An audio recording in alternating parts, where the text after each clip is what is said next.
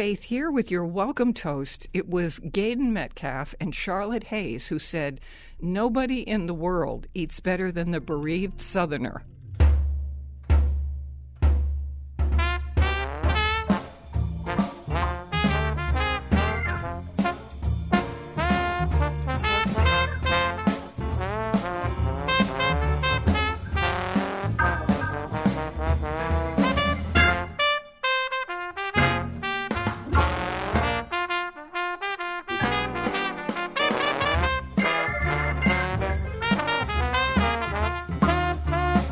From the Big G, where the action is in downtown New Haven, it's great to have you joining the party on the Faith Middleton Food Schmooze.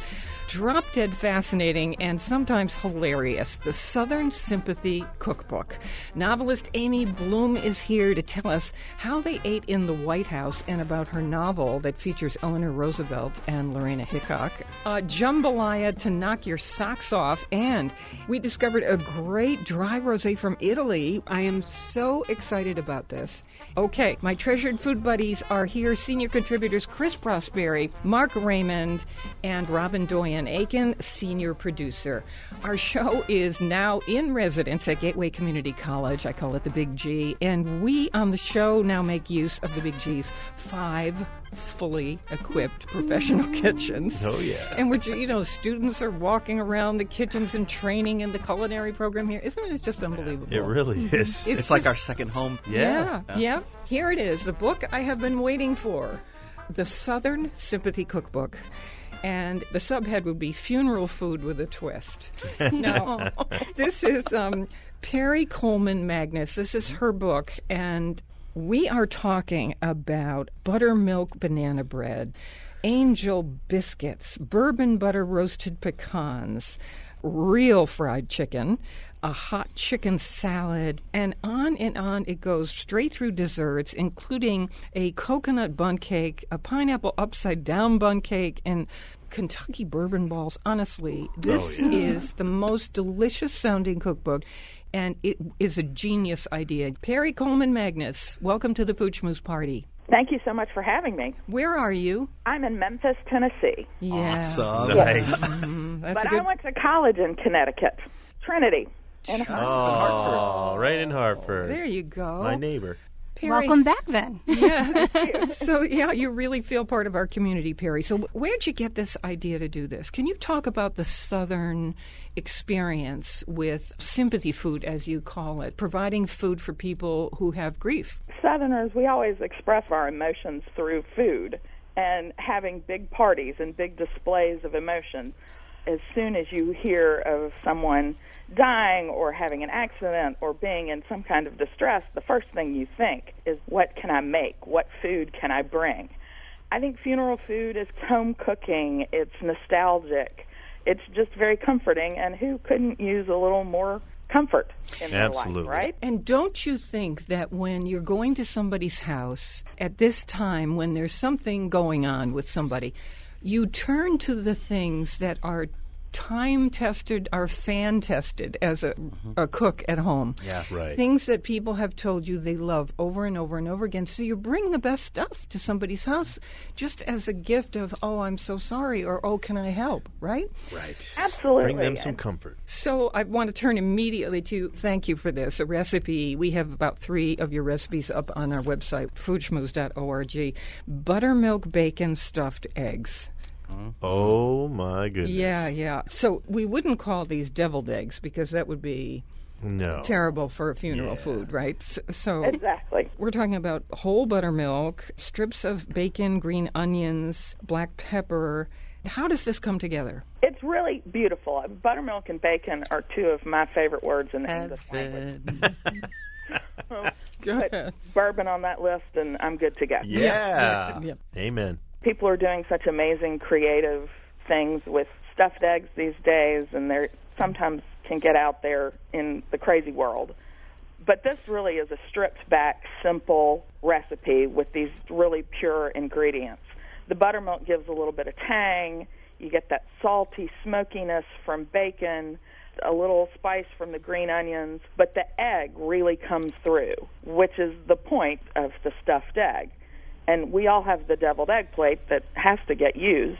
So make a good egg that everyone's going to eat, and then they get to see your pretty develed egg plate. And the So idea true. is that the bacon Nice. is cut in little tiny thin strips and is laid across the top Yes, of you get a each little egg half. crunch. So Yeah.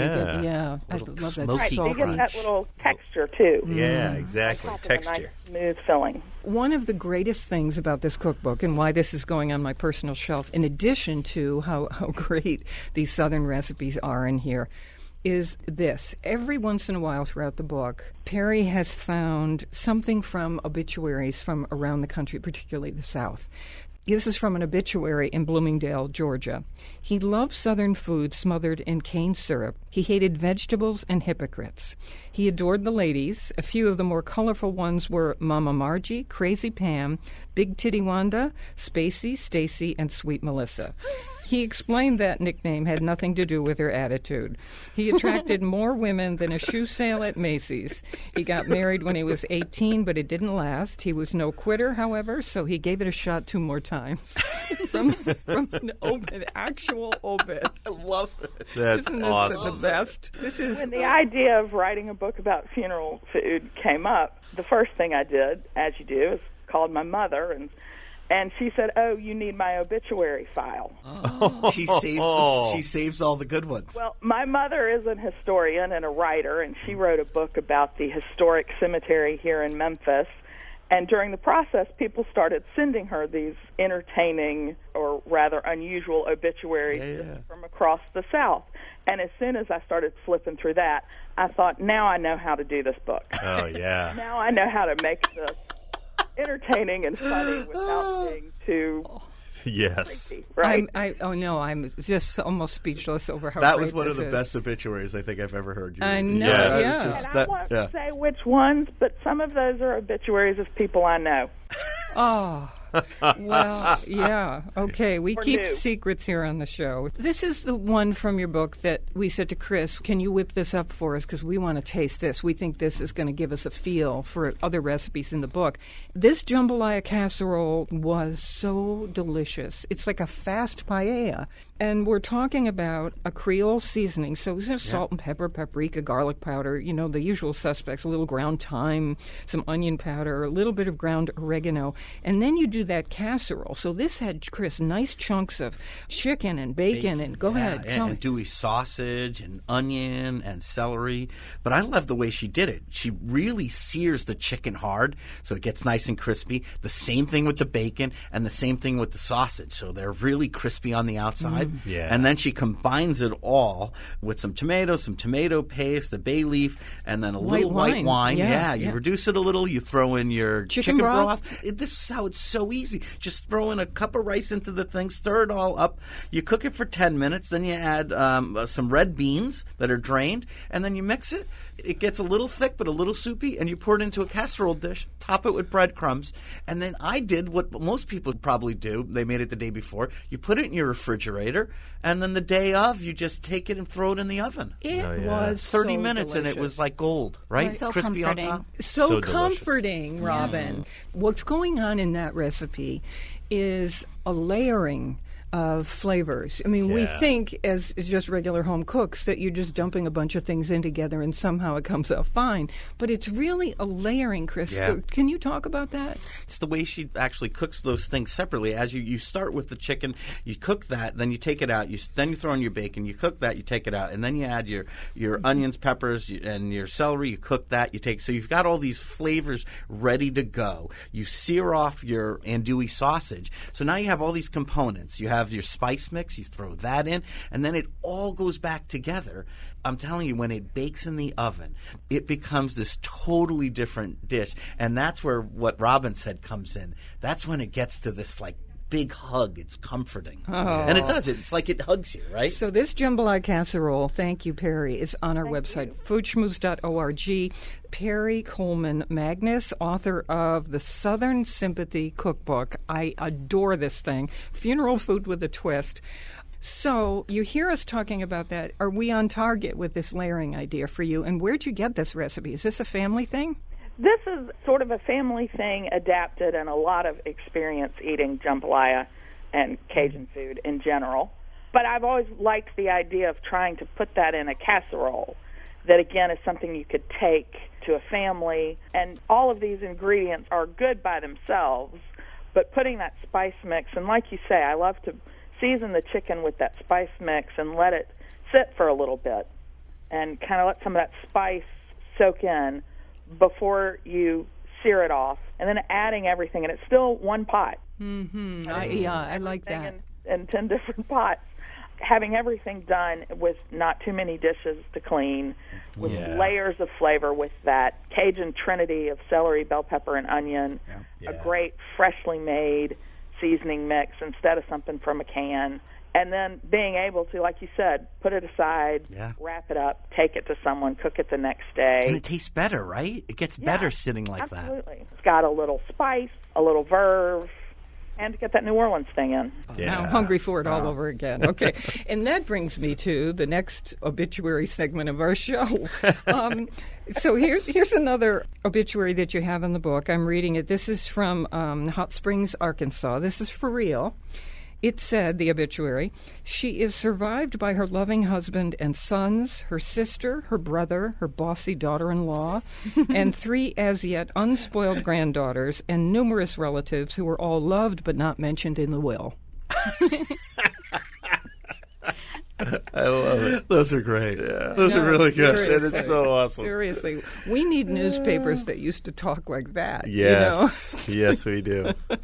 Quickly, because we're going to get to these bourbon balls, and those are such a hit, but there's this recipe that you have in there, Perry, and I was curious about it. It's called That Pineapple Thing. I love that. What's the story of that name? This pineapple casserole that is pineapple and cheddar cheese and a cracker crumb topping is something I have all my life been aware of. It's in every Southern community cookbook, ladies' auxiliary church fundraiser cookbook, as a casserole, as a dessert, as something to go with the ham. But I will say, I had never had it until I started working on this book because it sounds very strange, cheddar cheese and pineapple. Yeah. But in the course of writing a book like this, everyone I talked to for months, I would say, what do you think of as funeral food? And several people said to me, that pineapple thing. And I knew immediately what they were talking about. So, I've never heard of that pineapple thing. Let me tell you, I did a little research. I have a huge collection of these community cookbooks. Yeah, me too. Kind of tightened up the recipe for myself, made it, served it to my family, who were dubious. It is delicious. There is a reason people have been making it for generations, and that it is in all of those cookbooks. It is fabulous with a ham.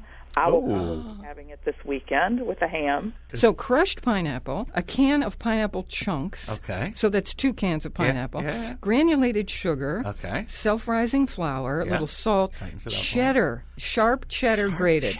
Then there's a stick of butter. Okay, that makes everything good. Then, this is it, 40 buttery Ritz crackers. Oh, that's Okay. it. And do you crush them up and put them in there? Buttery. What are we even talking about? I don't think there is actual butter in them anymore. But anyway, I don't think they're unbuttery. the idea of them is that they are buttery. And then you crush them up and put them in all together? Well, let's have tell us, Perry. How does it go? You put the crackers in a zip-top bag, Crush right? up the crackers in a Ziploc bag so you get a nice crumb topping. Yeah. And then when you're using the pineapple from a can, you drain the pineapple juice. Okay. And then you put some of that in with the crackers. Soften and them a little. bit of melted butter. And sprinkle that over the mixture of the pineapple with a little flour and sugar and the sharp cheddar cheese. Bake it off. And I'm telling you.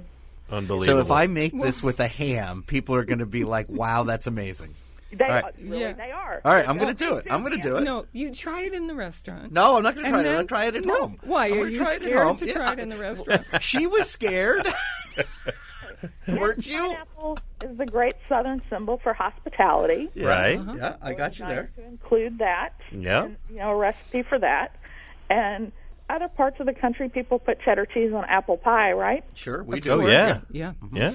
And listen, when we were in college, and we all made this casserole of the cream of mushroom soup and the sherry and throw in some mushrooms and the chicken breasts and sour cream. Yep, bake it and in the you'd oven. throw it in the thing and stir it up, a little white wine in there too, I think.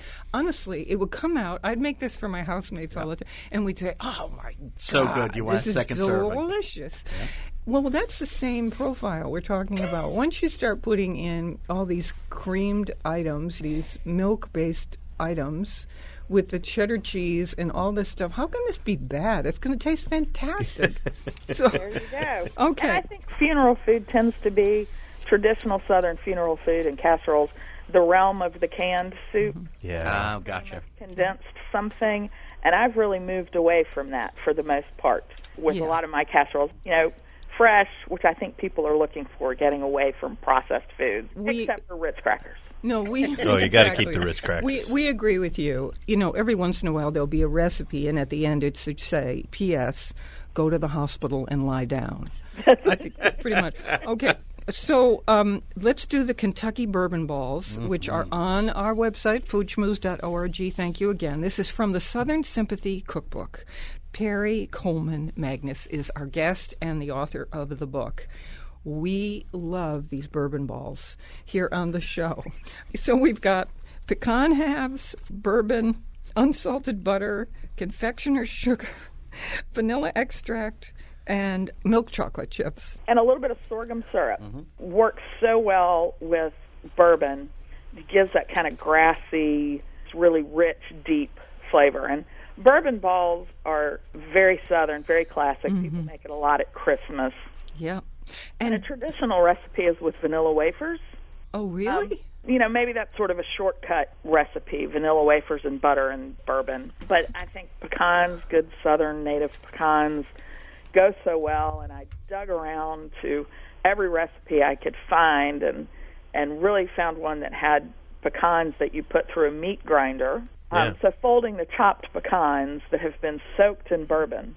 Oh, I just want to eat the pecans. So in the old-fashioned Derby pie, when somebody knows what they're doing with that pie, you have one slice of their pie and you say to yourself, "What in the world am I feeling? I just had a piece of pie and I'm a little wobbly in my chair." Are these bourbon balls? Is the bourbon forward in the recipe? Oh yeah. Okay. Well, okay. as she says, That's with a grin. why you have them. The bourbon is very forward in the flavor, and I do think, it's nice to have a little nip. Yeah, it these takes are the edge off. But it's not so with the pecans and the sorghum. It's not like you're doing a shot.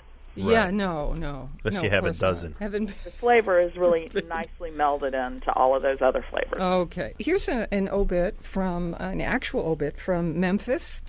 It goes like this. Her first marriage was a 3-ring circus: engagement ring, wedding ring, and suffering.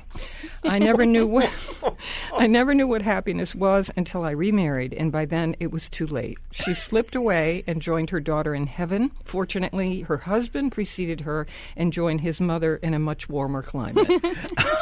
Wow. No, seriously. That's a good one.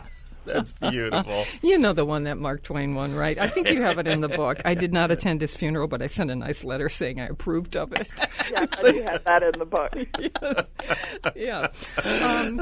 Well, you are a dreamboat for doing this book, in addition to all the laughs and the real tradition of this. I think the recipes are just fantastic, Perre. Thank you so much for being on the show. Well, thank you for having me. Y'all are so kind. Good luck with this. This is going to be a hit. I know it. Oh, yeah. Agreed. Okay, the Southern Sympathy Cookbook. It is funeral food with a twist. You could do these recipes anytime for any reason. Trust me. We were talking with Perre from Memphis, Tennessee. The more mouth-watering conversation and fun, including a wine tasting, ahead on the Faith Middleton Food Schmooze. It's a rosé that is the best I've had in years and years, and very affordable. I hope you will make a charitable contribution to feed the hungry. Amy Bloom is on, too. We're online now at foodschmooze.org, and we'll be right back. Oh, Lord, you better second life. Oh, when I die, you better second life. When I die, you better second life. You better put my trumpet on my side for the big jam session beyond the skies. When I die, oh Lord, we gonna second life.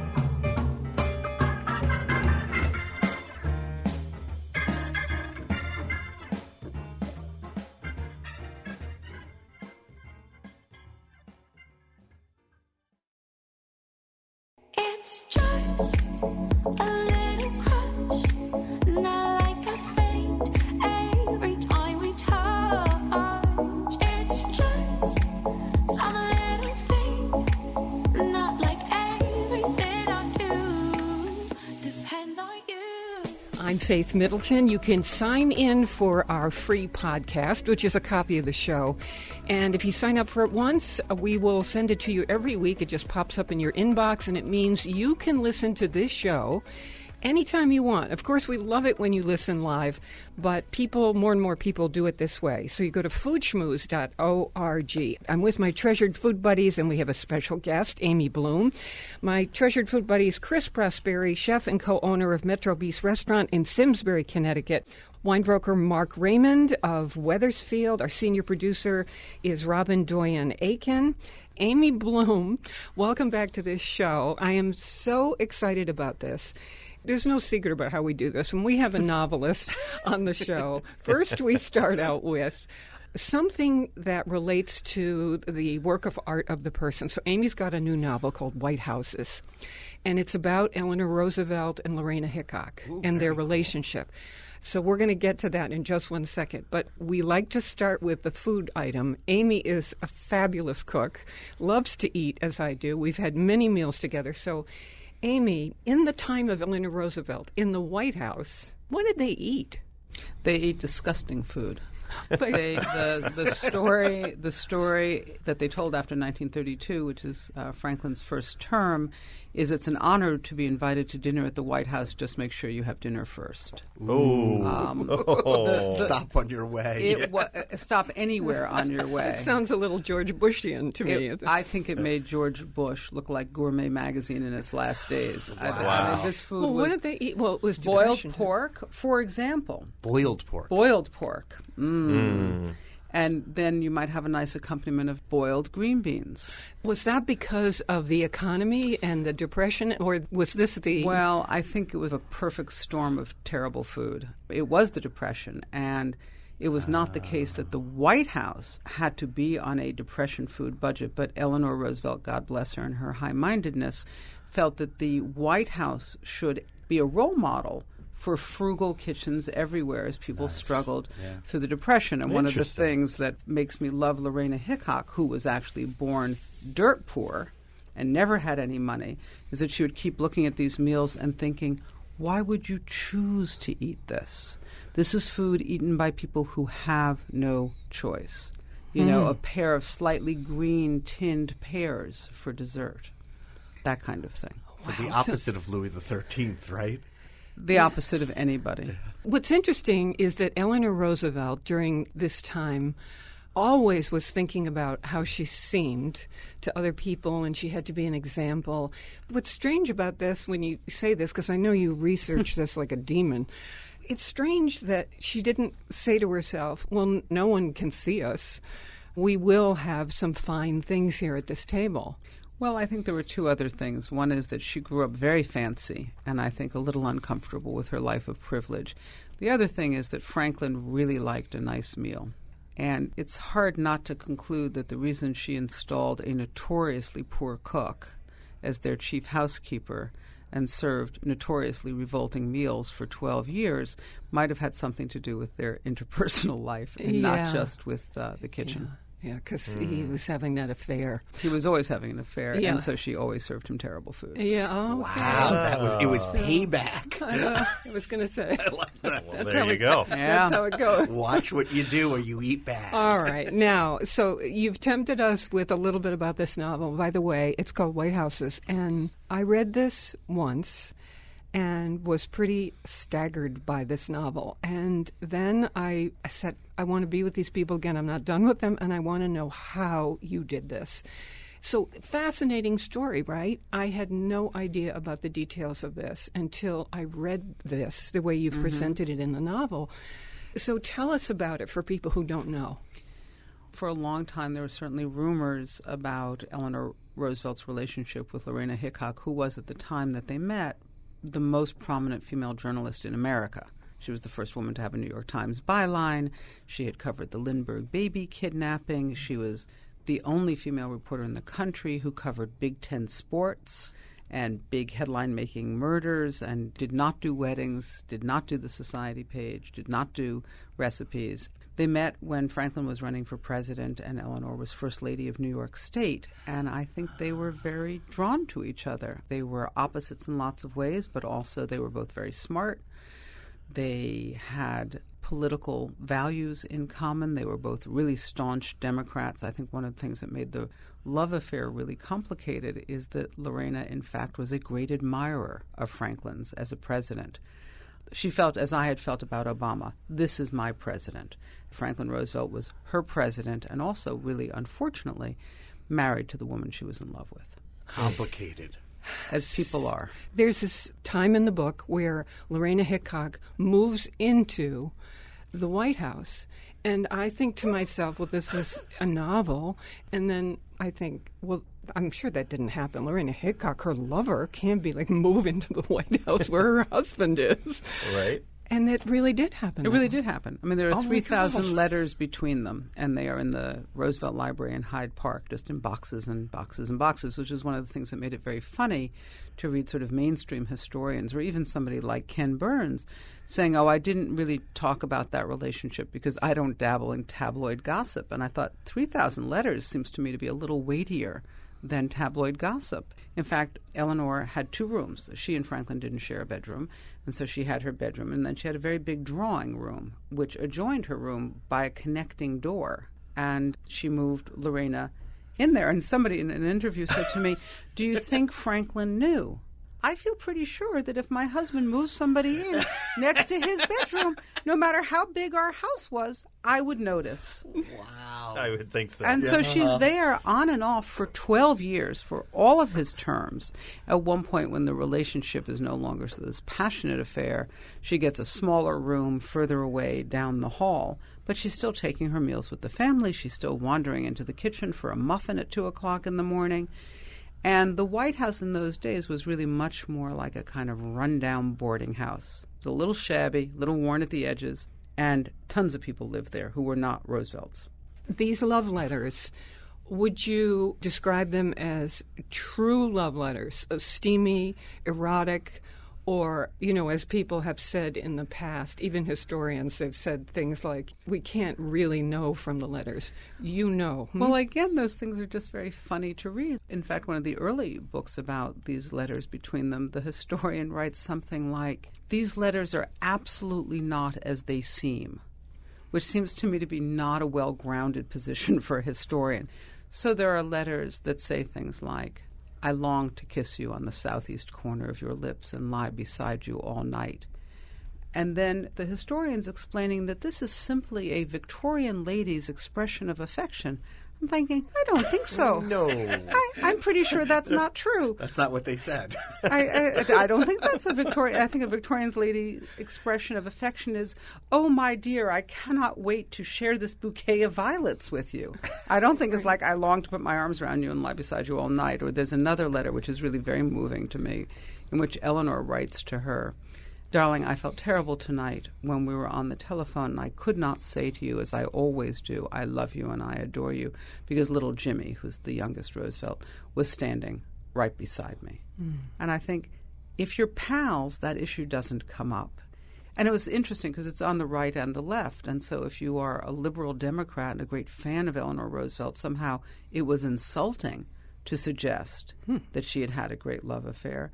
And even if you were more conservative, it was still somehow insulting to suggest, I guess, that women had love affairs that were not fitting into some sort of conservative. I mean, whatever it was, it upset everybody. And the title, why did you choose the title White Houses? I chose White Houses because there really are three houses in the story. There's the White House at Pennsylvania Avenue. There's also his little White House at Warm Springs, Georgia.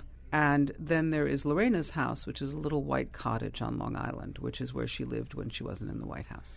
They go on, when they first meet, it's this wonderful section of your novel where they head off in the car together and they go on this trip together as new lovers do, and the whole world is sort of faded because everything they're doing with each other is what matters.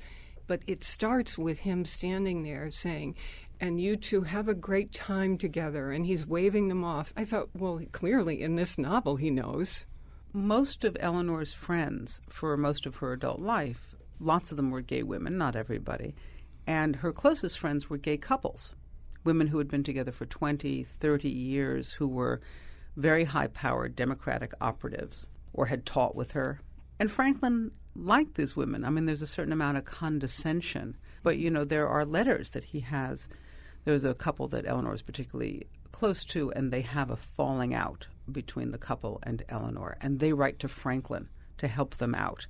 And Franklin writes back this letter which says, you know, basically, Dear Nancy, dear Marion, don't you girls worry about a thing. I'll talk to Babs and see if I can help straighten it out.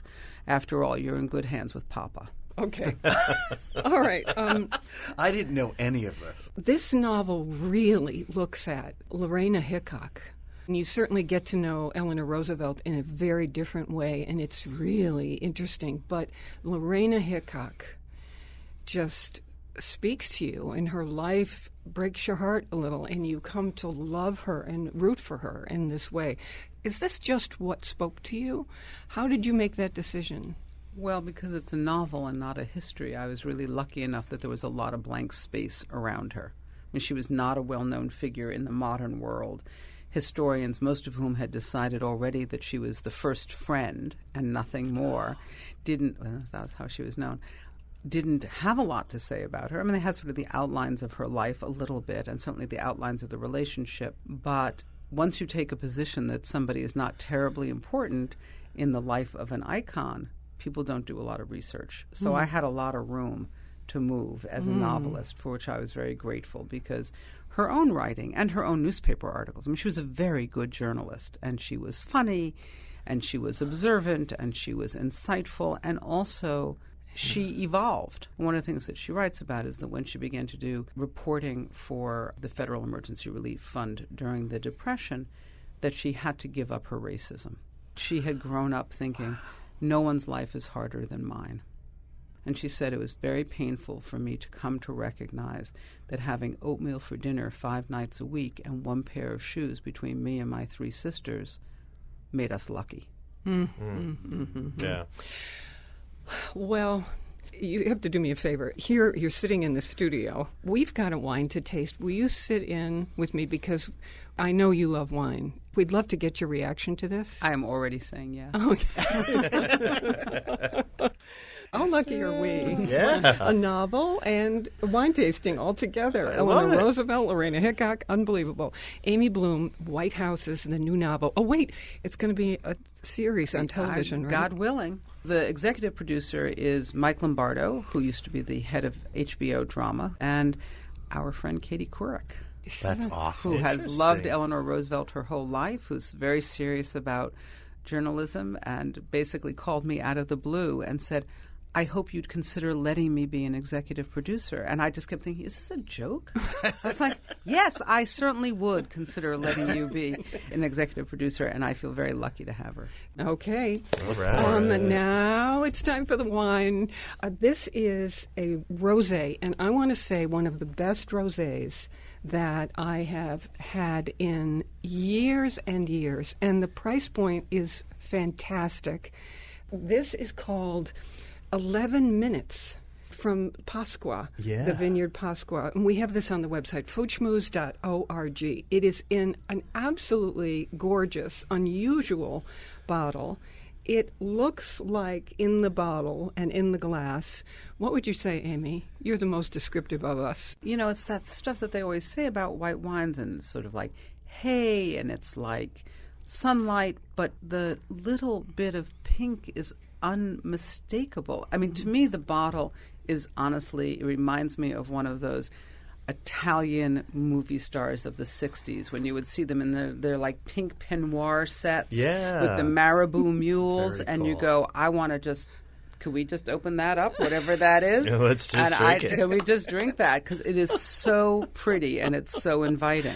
And Mark, to me, it looks in the glass like the golden hour Yes. when everybody, the catalog hour where they photograph everyone Yeah. in that And light. everybody looks better. And you look Yeah. gorgeous, So 11 minutes. What's the title? I mean, the name referred to. So 11 minutes is the amount of time that the red grapes that this wine is made from have skin contact with the juice. So just that brief 11-minute first press.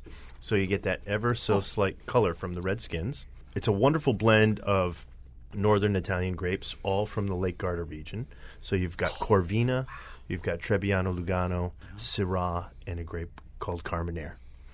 And the Carmenere gives it this beautiful bright nose. So when you stick your nose in the glass right up front, you get sort of strawberry notes and just brightness. You want to just get it to your lips as quick as possible.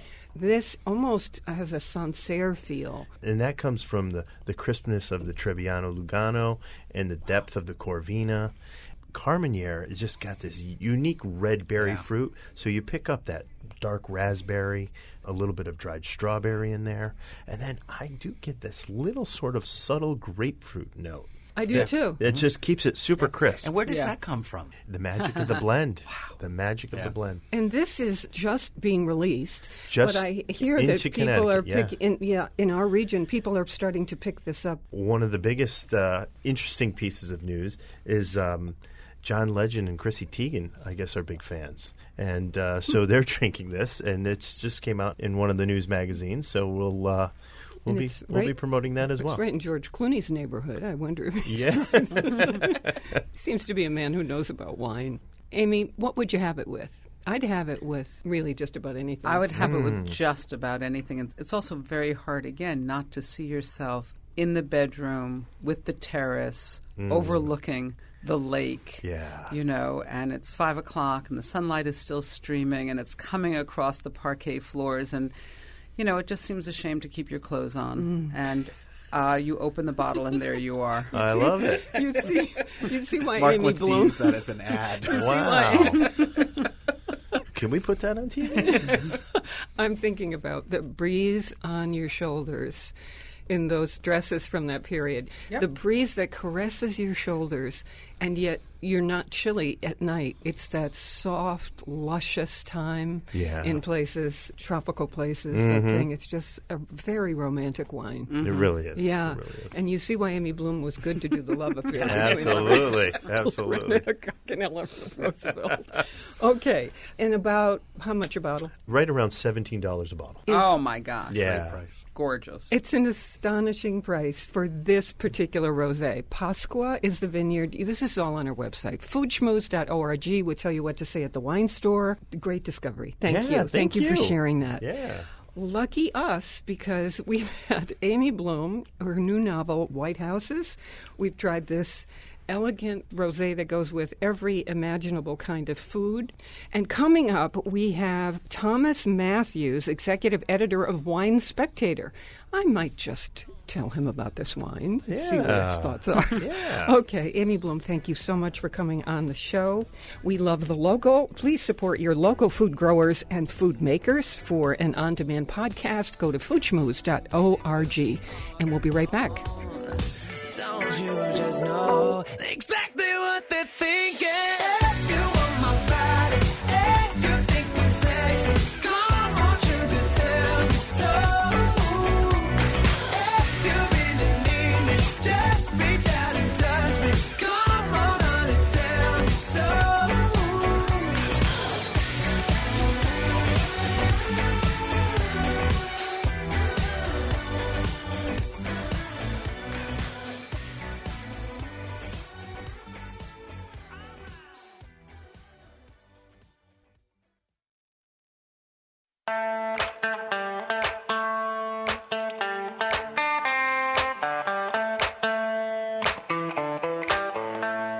This is the Food Schmooze Party, offering the richness of life and coming to you in Connecticut, Rhode Island, Massachusetts, and New York, including Westchester County, the East End of Long Island, and Hamptons, of course. Senior producer is Robin Doyen-Aiken. I'm Faith Middleton. And to hear the show on WNPR, it airs Thursdays at 3 and 9 and Saturdays at noon. We have podcasts, as you know, and all the things we talk about on the show you can find at foodschmooze.org.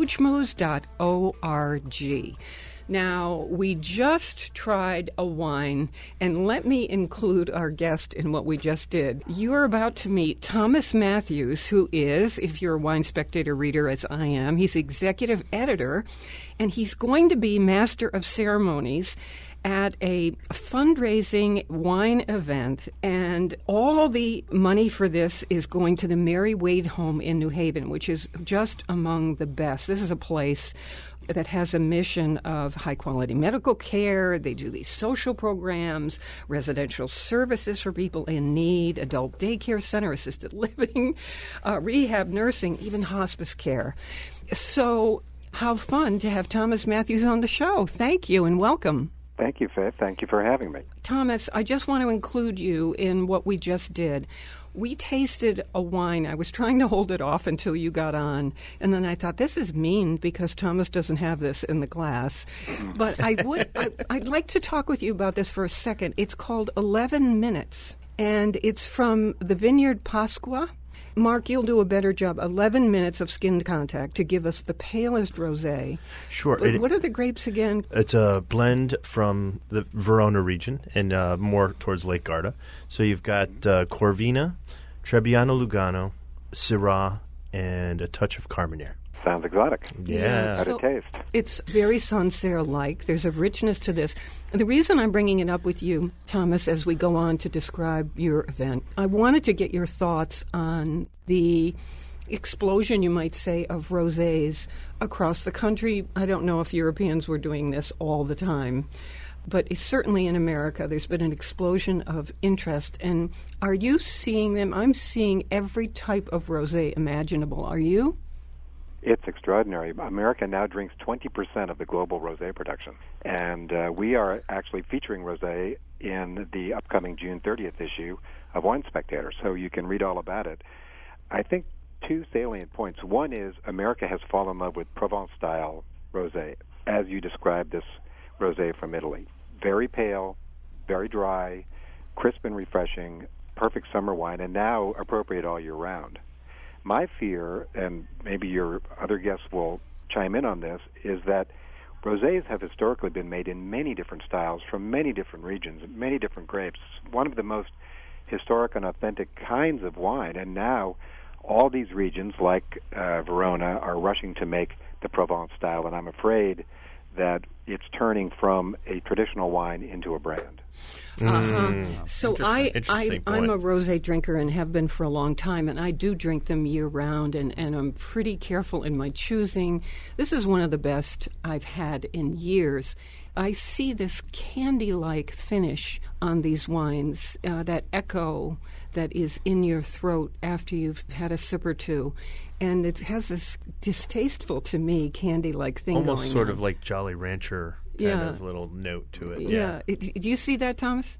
Well, if you'll recall from the 70s, Matus and Lancers, and then Yes, that was my wine. And 90s White Zin, America has always drunk their pink wines a little bit sweet. Mm-hmm. This new wave is almost entirely dry, at least the Provence-style inspiration. Yeah. But now big brands are marketing slightly sweet versions to pick up on that American palate, and you're picking up on that in your tasting. Okay, I'm with Mark Raymond of Carolina Wine Brands and Chris Prosperi, chef and co-owner of Metro Bis restaurant. And now we have Thomas Mathews, executive editor of Wine Spectator. Now I want to say the Mary Wade dinner. It's the 13th annual dinner of theirs, and it's April 21st. It's a Saturday night from 6 to 10 p.m. You're master of ceremonies, Thomas Mathews. What is it you do, and how do you talk about wine at this event? Well, the origins go back, as you say, 13 years, Faith, when my stepfather, a Methodist minister and Mary Wade board member, said, Tom, let's raise some money for this organization. They do great work, and we should help. I said, sure, what can we do? He said, why don't we do a wine dinner?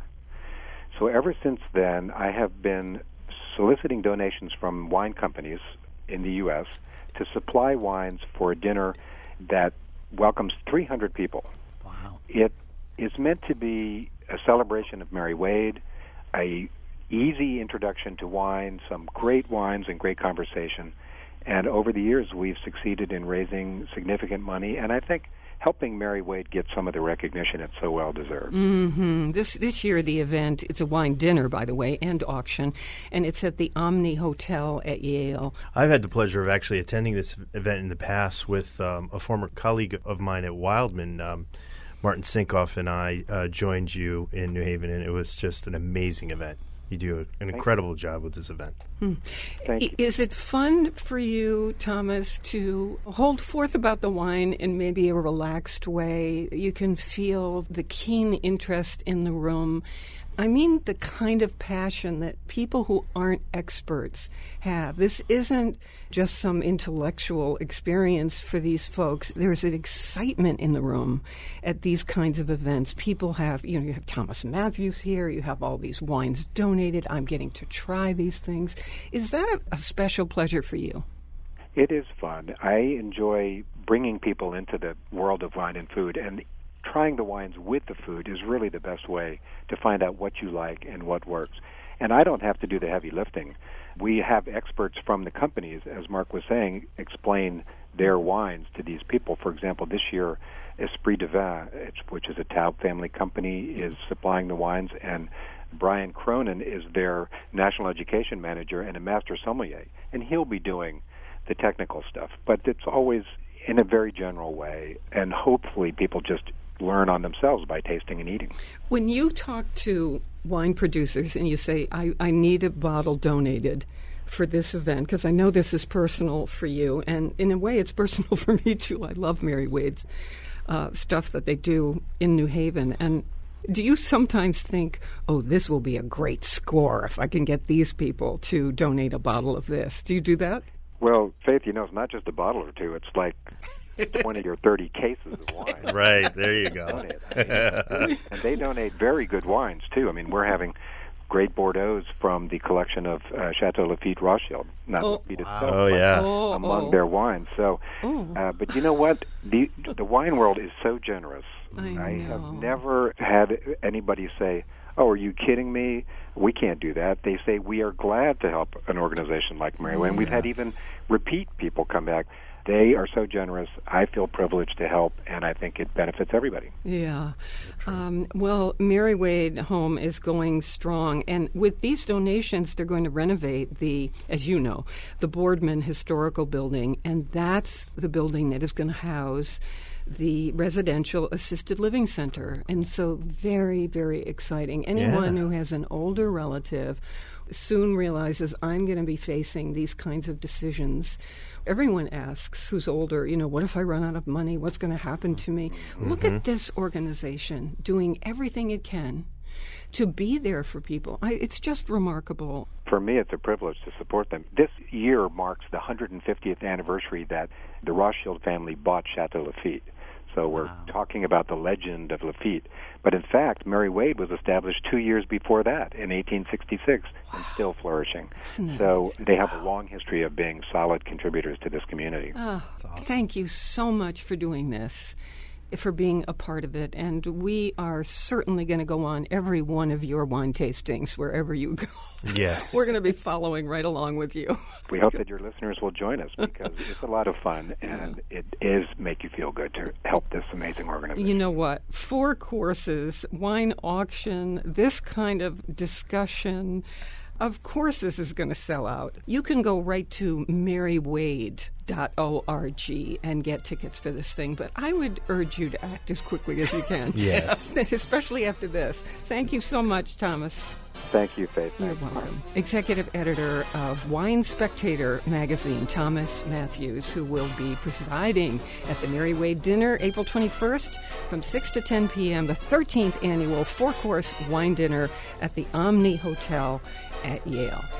We're on Connecticut Public Radio Thursdays at 3 and 9, Saturdays at noon, weekdays. Listen for my 60-second food schmoozes and never eat more than you can lift. In New Haven, I'm Faith Middleton.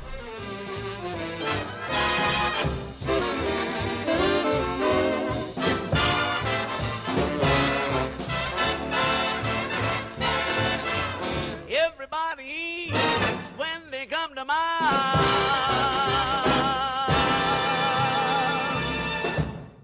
Hey, thanks for listening to the podcast on your schedule. And when you need a little more party in your life, we're here online at foodschmooze.org. And we hope you'll talk with us on Facebook. We're at Faith Middleton Food Schmooze.